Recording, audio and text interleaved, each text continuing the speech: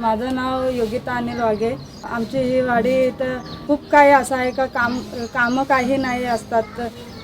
खास करून महिलांना दिवसभर घरातली कामं झाली की बसूनच राहायचं। परत आमच्या इथं थोडाफार कुठला काम आला तर चांगलं होईल, कुठं महिला जाऊन बसतील, कुठं काम शिकतील, ही चांगली गोष्ट आहे। तसं दे नाही, रस्त्यासाठी पण आम्ही लई प्रयत्न केला पण नाही झाला। रस्ता अर्धांगी झाला नाही, राहून गेला तिथंच। मुलं पाणी साचतं, पोरांना शाळेत घेऊन जायचं, ते असं अटकून राहायला लागतं। मग पोरं राहतात घरी, पोरांचा पण अभ्यास जातं, शिक्षण पुढं चालत नाही मग पोरांचं।